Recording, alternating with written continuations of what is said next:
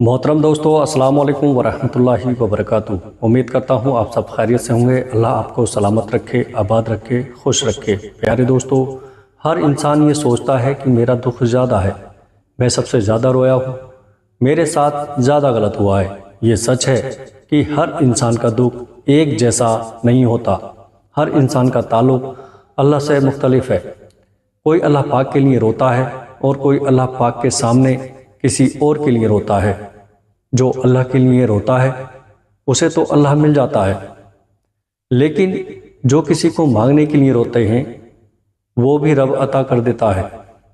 میرے پیارے عزیز دوستو، لیکن آخر میں ہونا وہی ہوتا ہے جو میرا اللہ چاہتا ہے۔ کیا وہ اپنے بندوں کے لیے کبھی غلط سوچ سکتا ہے؟ ایک چیز کی طلب کے لیے ہم اپنے رب کی طرف رجوع کرتے ہیں، سجدے کرتے ہیں، دعا کرتے ہیں۔ میرے پیارے عزیز دوستو، دنیا کی رنگ رلیوں میں کھو کر ہم نے اپنے دل کا سکون ہی برباد کر لیا ہے۔ رب نے ہمیں دنیا میں کس لیے بھیجا ہے آج ہم وہ بھول چکے ہیں۔ ہم اس دنیا میں اچھا نام، بڑا اسٹیٹس، بڑی بڑی گاڑیاں، خوبصورت سا بنگلہ، بیوی بچے، بڑے عہدے، ان سب کے لیے اللہ نے ہمیں پیدا نہیں فرمایا۔ تو سب سے بڑی غلطی یہی ہے کہ ہم اپنے مقصد کو بھلا کر ان چیزوں میں کھو گئے ہیں۔ یہ چیزیں بے شک ہمارے لیے ضروری ہیں، مگر ضرورت کی حد تک۔ میرے پیارے دوستو، ہم دیکھتے ہیں نا، کشتی جب تک پانی کے اوپر چل رہی ہوتی ہے وہ بالکل صحیح چلتی ہے۔ جب اپنی کشتی کے اندر پانی آ جاتا ہے تو کشتی کو ڈبو دیتا ہے۔ جو لوگ چھوڑ جائیں انہیں آپ بھی چھوڑ دیں، جو توڑ جائیں انہیں معاف کر دیں، جو الفاظ نہ سمجھ سکیں ان کے سامنے خاموشی اختیار کر لیں، جو جہاں ہے اسے وہی رہنے دیں۔ بس یہ یاد رکھیں کہ ہر کسی کو راضی کرنا آپ کے بس میں نہیں ہے اور نہ ہی ضروری ہے۔ بس اللہ پاک راضی رہے، یہی کافی ہے۔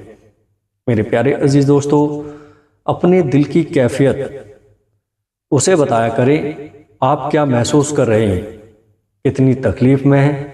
آپ یقین کریں وہ بہت پیار سے سنے گا۔ اس کے سامنے رو لینے سے ہی آپ کے دل میں سکون اترے گا۔ بے شک وہ دلوں کا ہمراز ہے۔ ہم جو سوچتے ہیں یا جو بھی خیال ہمارے دل میں آتا ہے اس کی بھی کوئی نہ کوئی وجہ ضرور ہوتی ہے۔ وہ خیال ایسے ہی نہیں آ جاتا دل میں، اللہ کی طرف سے ہی ہوتا ہے۔ میرے پیارے عزیز دوستو، اکثر میرے دل میں ایک بات آتی ہے کہ کیا جو لوگ کسی کے لیے اچھا نہیں سوچتے کیا وہ بھی اللہ کی طرف سے ہوتا ہے؟ اس کا جواب پھر خود ہی مل گیا کہ وہ خیال شیطان ڈالتا ہے۔ وہ ہمیں اللہ سے دور کرنے کے لیے کرتا ہے۔ اللہ تو بس یہ دیکھتا ہے کہ اس کا بندہ یا بندی کیا شیطانی وسوسوں میں آئے گا یا نہیں۔ میرے پیارے عزیز دوستو، ہم آ جاتے ہیں، ہم کر بیٹھتے ہیں جو وہ کروانا چاہتا ہے، مگر اللہ تو رب ہے، نہ کیسے بھٹکنے دے گا اپنے بندوں کو۔ پھر ڈالتا ہے وہ خیال جس سے انسان دھیرے دھیرے اللہ کی طرف پلٹتا ہے۔ یہ وہی خیال ہے جس کا ذکر ہم نے اوپر کیا ہے۔ ہم اللہ کی طرف ایسے ہی نہیں لوٹ کے آتے، اللہ ہمیں اپنی طرف لے کر جاتا ہے، لیکن ان کو جو واقعی اس کی طرف لوٹ کے جانا چاہتے ہیں۔ ڈرو مت، کچھ نہیں ہوگا۔ کس سے ڈر رہے ہو؟ لوگوں سے، تنہا ہو جانے سے، یا پھر مستقبل سے جس کا آنا یقینی نہیں؟ یہ شیطان ہے جو ڈراتا ہے تاکہ تم کم ہمت ہو جاؤ، تاکہ تم رب کی نہ مان سکو، تاکہ تم اس کی راہ پر نہ چل سکو۔ اللہ کا جو حکم بھی ماننا ہے وہ نڈر ہو کر مانو۔ وہ زمانوں کا رب ہے، کیا اپنے ماننے والوں کو یوں ہی تنہا دنیا والوں کے رحم و کرم پر چھوڑ دے گا؟ کبھی نہیں۔ سنو اللہ کے ماننے والے ڈرتے نہیں، نہ کبھی پچھتاتے ہیں، اس راہ میں خسارے نہیں ہوتے۔ ہم جو چیز مانگتے ہیں نا اللہ تعالیٰ سے، وہ اللہ کو پہلے سے ہی معلوم ہوتا ہے۔ ہم جس چیز پر تڑپتے ہیں نا اللہ پہلے سے ہی اس طلب سے واقف ہوتا ہے کہ ہم یہ مانگیں گے اللہ سے، اسے پہلے سے ہی پتہ ہوتا ہے کہ ہمارا دل کس چیز میں الجھ گیا ہے۔ تو جب اللہ کو پہلے سے معلوم ہوتا ہے تو وہ ہمیں کیوں نہیں عطا کرتا؟ اسی لیے تو اس نے دعا بنائی، دعائیں مانگنے کے لیے ہمیں بنایا، تاکہ ہم اس سے مانگیں، اس سے باتیں کرتے رہیں، اسے بلاتے رہیں، ہم اس سے دور نہ ہو جائیں، اس کے قریب رہیں، تاکہ وہ ہماری طرف متوجہ ہو سکے۔ ہم اس سے مانگیں اور انہی باتوں میں وہ ہمارا الجھا ذہن اس چیز سے ہٹا دیتا ہے۔ اتنی محبت کرتا ہے اللہ ہم سے کہ ہمارے لیے ہی وہ ہمیں غم دکھاتا ہے اور ہمارے لیے ہی ہم سے محبت کرتا ہے۔ اور اللہ تعالیٰ نے قرآن میں فرمایا کہ تم مجھے ویسا ہی پاؤ گے جیسا میرے لیے گمان کرو گے۔ یہ ہم سب پڑھتے ہیں لیکن سمجھتے نہیں۔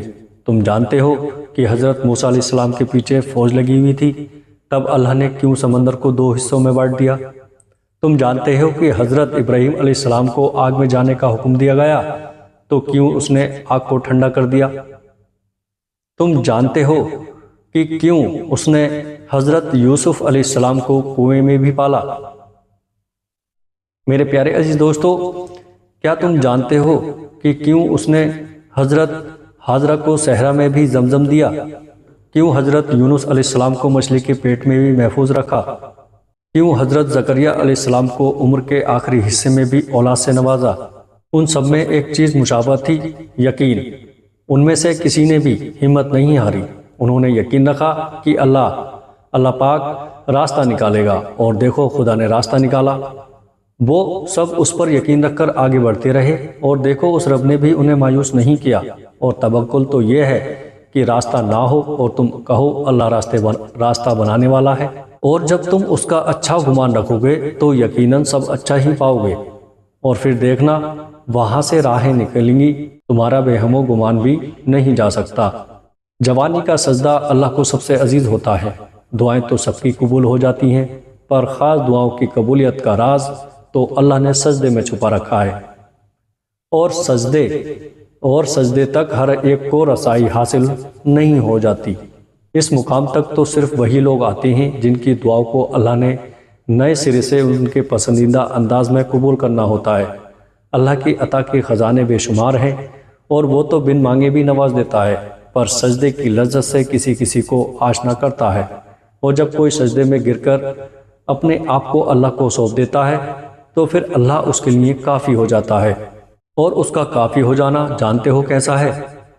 تمہاری راہ میں آئی رکاوٹوں کی ہر چٹان کو لمحوں میں گرا دیتا ہے، تمہارے چاہنے سے پہلے ہی تمہاری چاہ کو تمہارا مقدر بنا دیتا ہے، تمہاری دعاؤں میں ہاتھ اٹھانے سے پہلے ہی دعاؤں کو قبول فرما لیتا ہے، تمہارے دکھ درد تکلیفیں وہ پہلے سجدے میں ہی سمیٹ لیتا ہے، اور تم پر اپنی رحمت کی چادر چڑھا دیتا ہے۔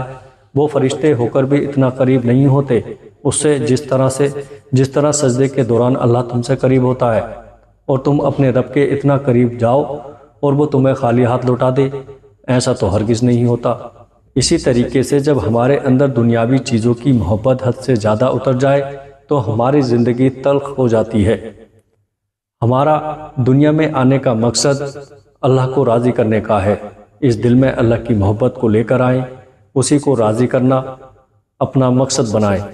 حسن و اخلاق ایک ایسا ہتھیار ہے جو کبھی بھی خالی نہیں جاتا۔ پیارے دوستو، امید کرتا ہوں آج کی یہ ویڈیو آپ کو پسند آئی ہوگی، اور ویڈیو اچھے لگے تو ہمارے چینل نعیم علی اسلامک زون کو ابھی سبسکرائب ضرور کریے گا، اور دوستوں میں ویڈیو کو شیئر بھی کیجیے گا، لائک بھی کیجیے گا۔ السلام علیکم ورحمۃ اللہ وبرکاتہ۔